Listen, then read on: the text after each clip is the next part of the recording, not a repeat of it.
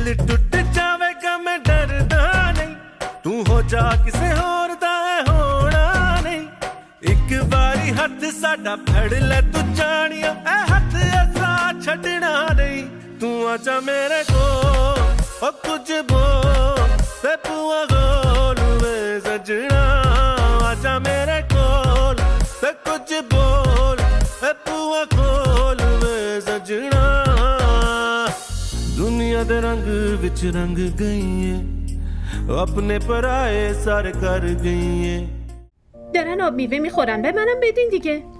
ای بابا حداقل امروز رو تعطیل میکردی. خوب بود. حالا میبینی این روز عروسیش هم دانشگاه میره. با مزه بود. آره. دخترم مادرت نیومدن؟ نه عمو نیومدن. دخترم حداقل امروز با ما صبحونه میخوردن. خب مامان من میگن که مادرها نباید به خونه دخترشون برن. من صحبت میکنم. نباید رسمی بود. اینجا هم خونه توی هم خونه ایشون. حتما امتحان کنید ببینید چی میشه. من که خیلی حرف زدم. خب من دارم میرم خیلی دیرم شده. لطفاً سریع برو. خداحافظ. بابا مراقب خودتون باشین. خداحافظ. باشه. من مراقب نباشم؟ نه لازم نیست. اوکی. ببینم بله خانم. به مادر جان صبحانه دادی؟ بله دارم میرم همونجا. این روزا حواست باشه چه غذایی بهش میدی. قندشون خیلی داره میره بالا. من صبحونه مادر بزرگو بدم.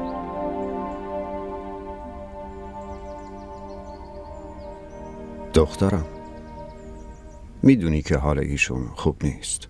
نرمال نیستن. اما من میدونم که ایشون نرمال نیستن ولی میخوام فقط یه بار امتحان کنم. نمیدونم چرا اینقدر دلم میخواد ببینمشون.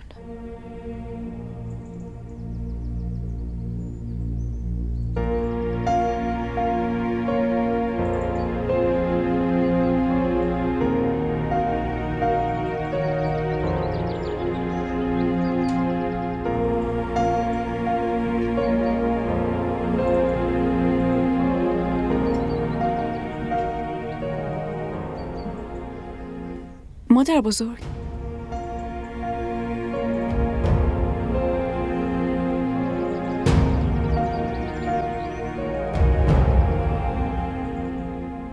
من فائزم خانم تابش.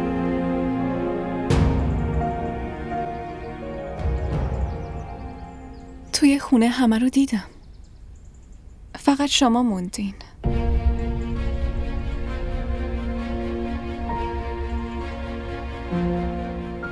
براتون صبحونه آوردم.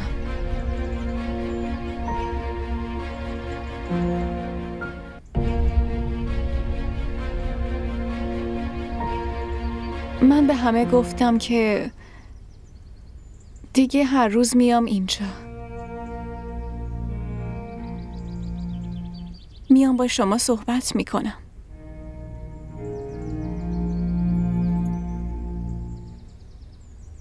بفرمایید.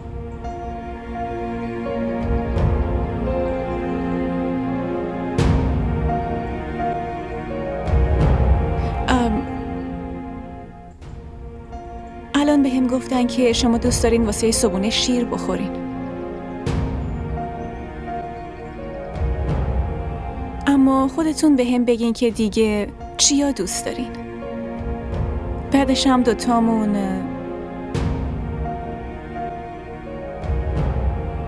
تو ازم مراقبت میکنی؟ تو ازم مراقبت میکنی؟ تو ازم مراقبت میکنی؟ از اینجا برو بیرون. برو بیرون. برو بیرون. برو بیرون. میگم برو بیرون. تو ازم مراقبت میکنی؟ برو بیرون. تو ازم مراقبت میکنی؟ ولم کن. خانم بزرگ آروم باشید. آروم باشید. باشه آروم باشید. ولم کن. ولم کن. خودتون فشار نیارید. ولم کن.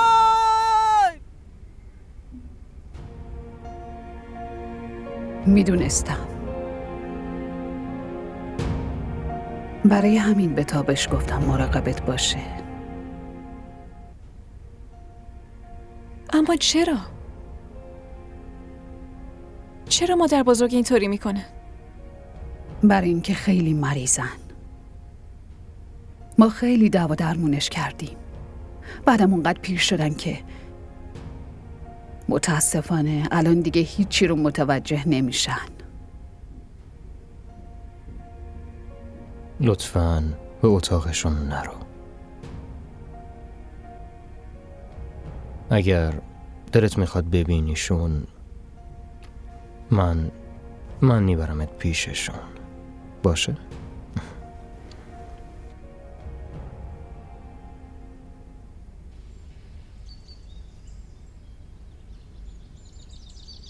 پس میخوای کل روزو با این قیافه بشینی؟ آره، عروسی برادرم بود و تو نیومدی. منم دارم نشونت میدم که اونجا چه شکلی منتظرت بودم. حالا چی شده مگه؟ پدر و مادرت که ظالم نیستن. هر وقت بخوام میام و میبینمشون. شهریار، من منتظرت بودم و تو نیومدی. من ناراحتم. ساده است. پس یعنی قبول نمی کنی؟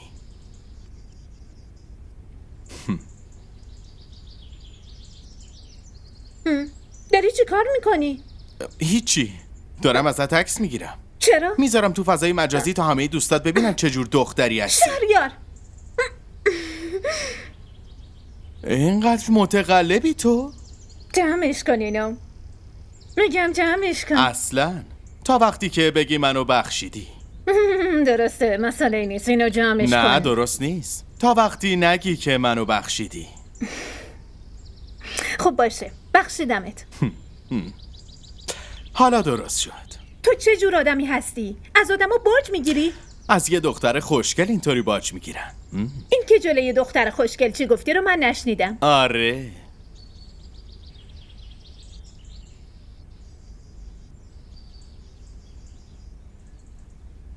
چی شده؟ اون مادر فائزه است. کدوم فائزه؟ زن داداشم. اوه آها.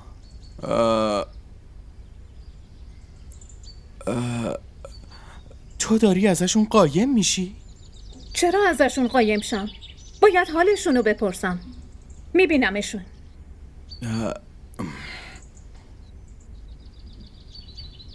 این کارت برای شما. خیلی ممنونم.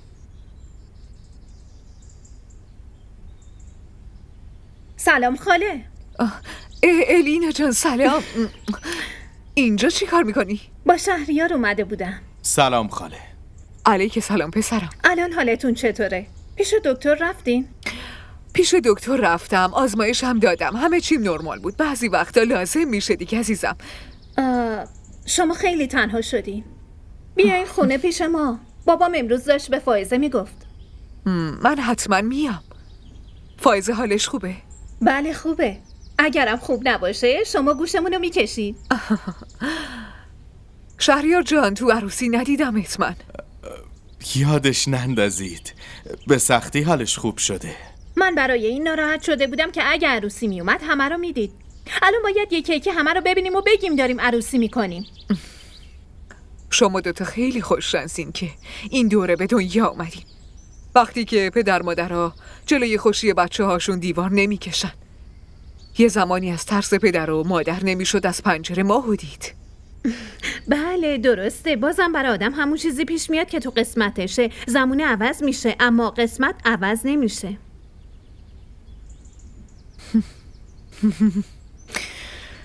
خیلی خوب. هر وقت اومدی خونمون ایشونو با خودت بیار. حتما. شما هم خیلی مراقب خودتون باشین. اگه چیزی لازم داشتین شماره‌مو که دارین. بهم زنگ بزنین میام خدمتتون. حتما عزیزم. خداحافظ.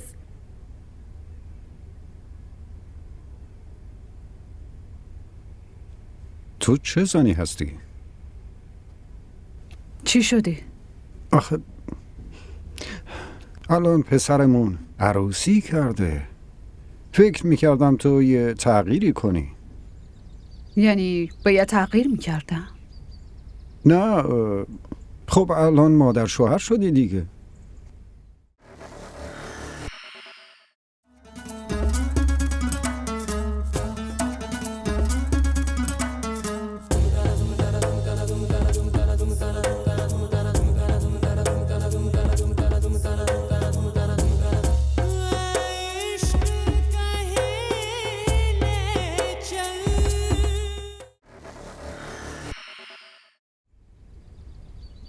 نکنه تو فکر کردی باید نگهبانی آدم ها رو میدادم؟ نه فقط اونقدر داخل پاکت چیز میز گذاشتی. گفتم باهات یه حرفی بزنم. الینا گفت مادر فائزه رو دیده. میگه انگار مریضه. خودش گفته چیزیش نیست، اما الینا گفت چهرش پریشون بود. دارم فکر میکنم با فائزه برم پیشش. میگم شاید دلش برای دخترش تنگ شده. بهتر آدم بره یه احوال پرسی بکنه، نه؟ آره خوبه، برو ببینشون. اصلا یه کاری بکن، با خودت بیارشون. 3-4 روز اینجا باشن حالشون عوض میشه. اگه دست شما باشه همه دنیا رو جمع میکنی تو این خونه.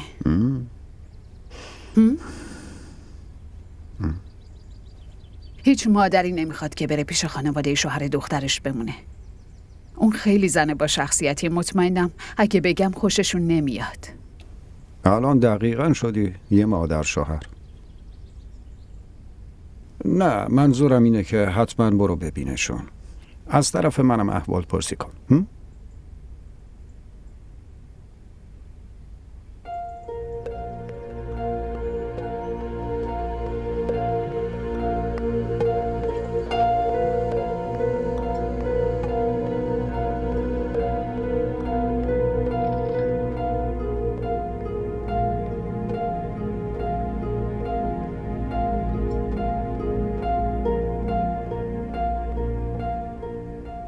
مادر بزرگ،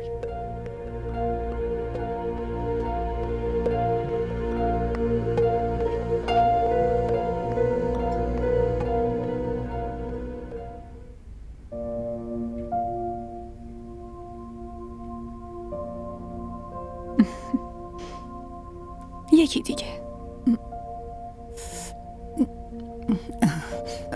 خیلی خوبه، خیلی خوبه، خیلی خوشم اومد. بازم بده.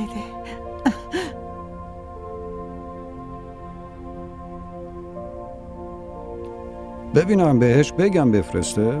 بابا. چی؟ مامان. چی شده دخترم؟ مامان بزرگ. مادر چی شده؟ فائزه تو اتاقشونه، داره با دست خودش بهشون غذا میده. هیچی هم بهش نمیگن. چی؟ میرم ببینم. مامان بیاین دیگه. ببینم فائزه کی رفت به اتاقش؟ نمیدونم، داشتم میرفتم دانشگاه یهو دیدم داره با دستای خودش بهشون غذا میده. بیاین دیگه. فائزه دخترم، ببینم مادر باهات حرف زد؟ چیزی که شنیدم راسته؟ حرف نزدن اما امروز از دست من صبونه خوردن. دخترم میدونی بعد از چند سال این اتفاق افتاده؟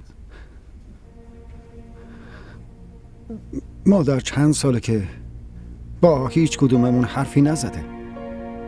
اگرم با همون کاری داشته باشه شروع میکنه به ضربه زدن. الان باورم نمیشه که از دست تو صبحانم خوردن. اما شما نگران نباشید، انشالله حالا دیگه مادر بزرگ کامل خوب میشن. دخترم میدونی اگه اینطور بشه تو این خونه خیلی عزیز میشی. این وظیفه‌مه عمو جون. اما مادر بزرگ چرا اینطوری میکنن؟ به خاطر مانی. تا امروز نتونست مانی رو فراموش کنه. مانی کیه؟ مانی برادر کوچک من، شاه سلیمان.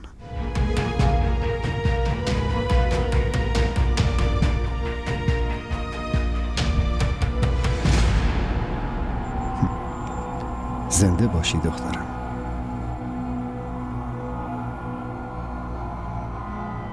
برای چی اومدی؟ گفته بودم کسی نیاد تو. منم نمیتونم بیام. ما را در شبکه‌های اجتماعی دنبال کنید. تو کی هستی؟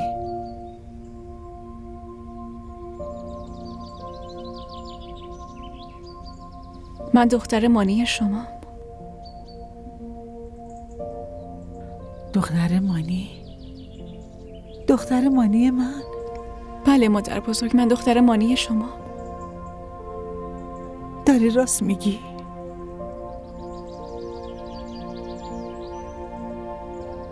اینو بگو مانی من کجاست؟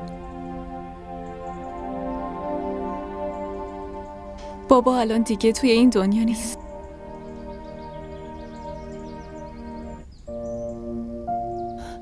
تو دختر مانی من هستی؟ دختر مانی من؟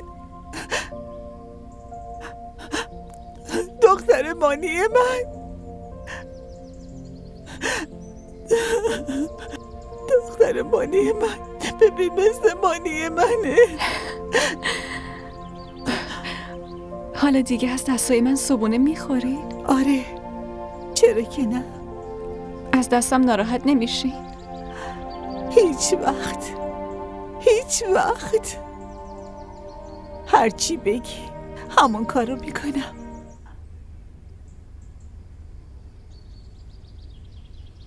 چی شده خانم؟ حالتون خوبه؟ الان چه وقت اینجا اومدنه؟ بهتون گفته بودم که تو خونه کار دارم. چی شده؟ اتفاق افتاده؟ امروز فائزه به مادر صبحانه داد. چی؟ الینا گفت اون دروغ نمیگه.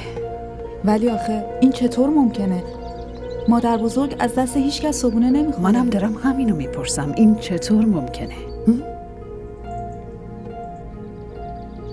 اون نباید خوب بشه. اگه خوب بشه میدونی که چی میشه. طاهره؟ برو. میدونی الان چی شده؟ فائزه به هم گفت که مادر از دستای اون صبحانه خورده و باهاش مهربونم بوده. برای همین من تعریف این دختر رو میکردم. چند روز بود که هی به هم میگفت حال مادر بهتر شده. چرا اینو قبلا بهم نگفتی؟ فکر کردم شما رو سورپرایز کنم، اما فائزه همه چی رو به هم ریخت. فکر کردم همه این کارا رو فائزه کرده. خب ممکنه اون عروس این خونه است، شاید مادر ازش خوشش اومده. الان کسی مانع رفتن فائزه پیش مادر نمیشه. باشه؟ به همه بگو. باشه. از اولش هم حس میکردم این دختر حتما یه چیزی داره. معنیش اینه که مادر میتونه خوب بشه. ممکنه. ظاهر فکرش هم نمیتونی بکنی اگه مادر خوب بشه. من برای این دختر چه کارا که نمی کنم. خیلی خوبه. یادته که آخرین بار کی مادر با همون حرف زده بود؟ به هر حال امروز خیلی خوشحالم، خیلی زیاد. خدا رو 1000 بار شکر.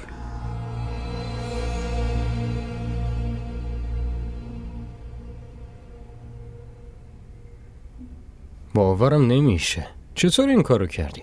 من کار خاصی نکردم، فقط رفتم و پیش مادر بزرگ نشستم. ایشون هم چیزی نگفت، آبش میدونی کلن ساکت بود. پس منظورت اینه که قبلا کسی پیش ایشون نرفته و نشسته؟ آره؟ ها؟ خانم ما هممون همه سعیمون رو کردیم. الان چند ماهه که من ناامید شدم، اونم به خاطر اینکه خانم دکتر گفت به خاطر وضعیتش ممکنه حمله قلبی بهش دست بده. انشالله ایشون چیزیشون نمیشه. مطمئنم که حالشون بهتر میشه. ماشاءالله. به نظر خیلی مطمئن میای. بابا اگه اینجوری بشه که چی دیگه بهتر از این میتونه باشه؟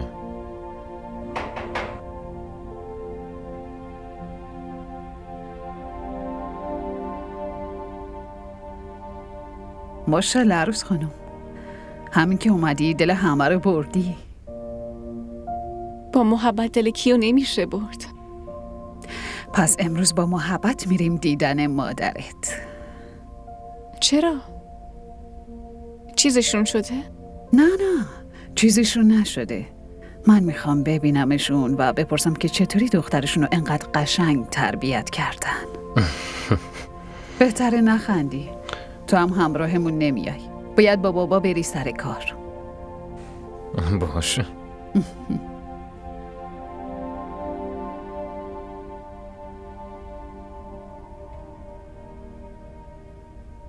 کجا هم دیگه رو ببینیم؟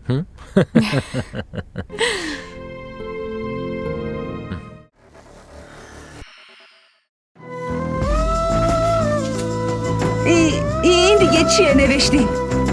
چرا پاک نمیشه؟ این اسم دیگه از دستت پاک نمیشه. عروس شدن یکی از بزرگترین آرزوهای هر دختره، اما فکرشم نمی کردم که اینجوری بخوام عروس بشم.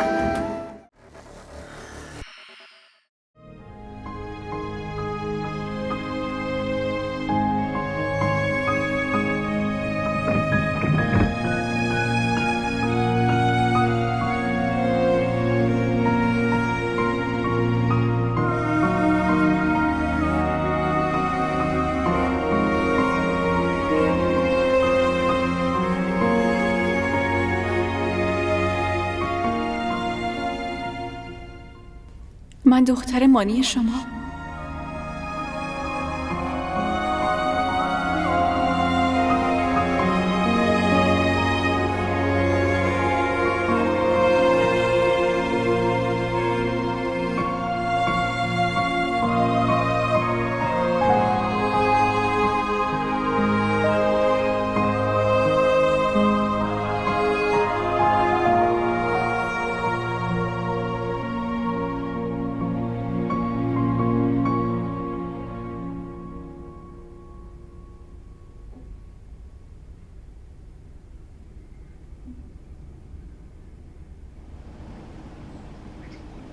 وقتی پدرت به رحمت خدا رفت چند سالت بود؟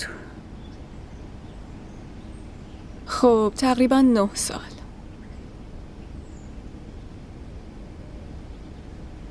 مادرت برای بزرگ کردنت خیلی زحمت کشیده، نه؟ بله همینطوره. ما بعد از بابا دیگه هیچی نداشتیم. مادر توی مدرسه کار میکرد و کم کم انقدر زحمت کشید که امروز توی اون مدرسه یه شریکه. خیلی خوبه. اینکه یه زن تنها تو این جامعه انقدر موفق بشه خیلی خوبه. واقعا آفرین. درسته. اما خاله من بعد از سر کار رفتن مامان خیلی تنها شدم. توی خانواده شما همون محبت و عشقی رو میبینم که باعث میشه که زندگی خیلی قشنگ بشه. شاید به خاطر همینه که برای من این روابط اهمیت بیشتری دارن. حتی من همیشه این آرزو رو داشتم که همه مردم در کنار همدیگه به خوبی و خوشی زندگی کنن. اما رفت آمد پیش مادر خوب نیست. اون نرمال نیست و من نمیخوام که به تو آسیبی بزنه. اما ایشون به من... اما اگر نداریم. چیزی که باید میگفتم و بهت گفتم. رشید. بله خانم. هر جا پل دیدی ماشینا نگه دار. بله حتما. بفرمایید داخل. خیلی خوشحالم امروز اومدین. اما آخه این همه زحمت برای چیه؟ الینا گفت که انگار بیمارستان بودی. بفرمایید بشینید. بفرمایید. من بهش گفتم که فقط یه چکاپ ساده است. چیز نگران کننده ای نبود. اما خوبه. به این بهانه شما اومدین. چایی که میخوری نره؟ من چایی میارم. شما بشینید.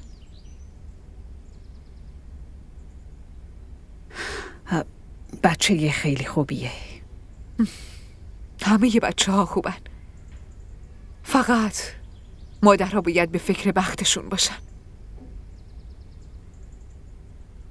معلومه با عشق و علاقه بزرگش کردین. معلومه. دختر یکی دونمه. البته بود. الان شما حق بیشتری بهش دارین. من حقمو نگرفتم. پسر من خیلی حرف گوش کنه. همه حرفامو قبول میکنه.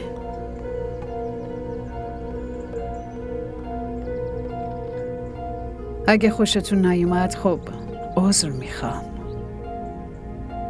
ما را در شبکه‌های اجتماعی دنبال کنید.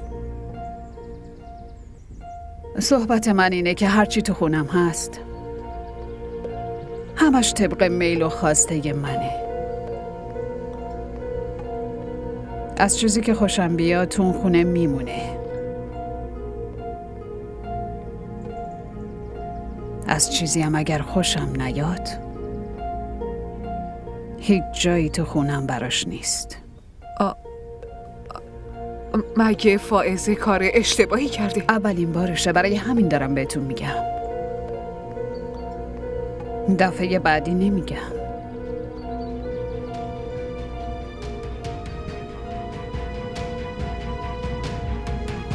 بهتره فائزه امروز پیشتون بمونه تا بهش بفهمونید. بهش توضیح بدین که پیش خانواده ی همسر باید چطوری باشه.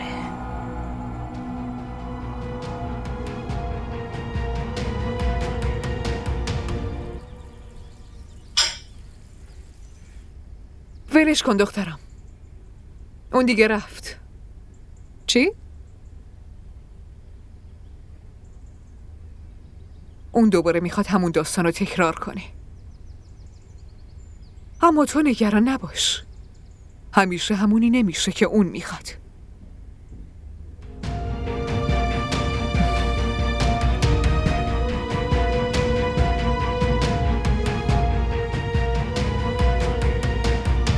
اینو میبینی؟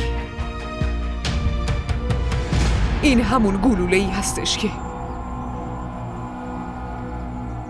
به بابات خورد که بعدش نتونست پا به اون خونه بذاره.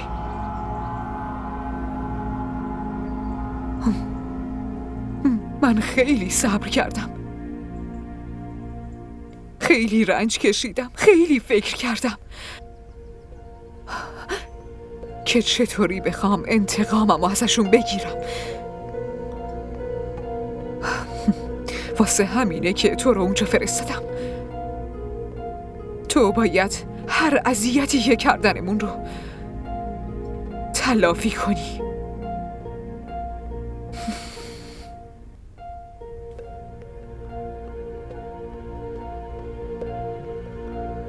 تو باید همه زندگی اون زن رو بیاری جلوی چشمش.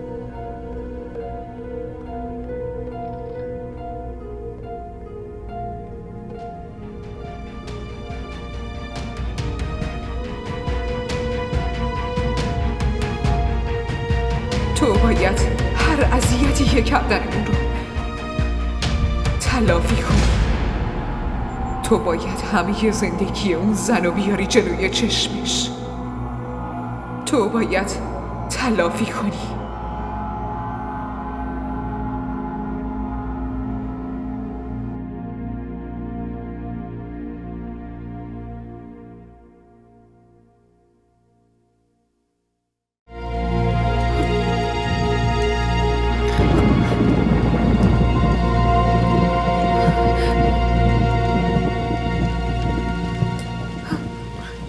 این خیلی تبش بالاست. من که دارو آوردم.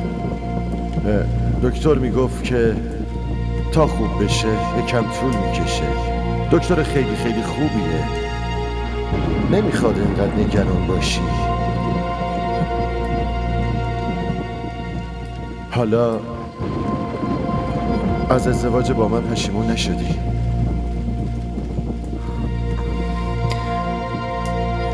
این سوالو من میخواستم از شما بپرسم. تو چی فکر میکنی؟ شما به خاطر یه دختر مجبوری اینطوری زندگی کنی؟ شما اینطوری دووم نمیاری. من با تو دووم آوردم و مطمئن باش با تو هم میگیرم. ਜਾ ਕਿਸੇ ਹੋਰ ਦਾ ਹੋਣਾ ਨਹੀਂ ਇੱਕ ਵਾਰੀ ਹੱਥ ਸਾਡਾ ਫੜ ਲੈ ਤੂੰ ਜਾਣੀਆ ਐ ਹੱਥ ਅਸਾਂ ਛੱਡਣਾ ਨਹੀਂ ਤੂੰ ਆ ਜਾ ਮੇਰੇ ਕੋਲ ਉਹ ਕੁਝ ਬੋਲ ਤੇ ਪੂਆ ਗੋਲ ਵੇ ਸਜਣਾ DDTV ارائه کننده بزرگترین سریال های درامای ترکی، کره‌ای، پاکستانی دوبله شده به فارسی می باشد. لطفاً سابسکرایب کنید و عضوی از خانواده ما شوید.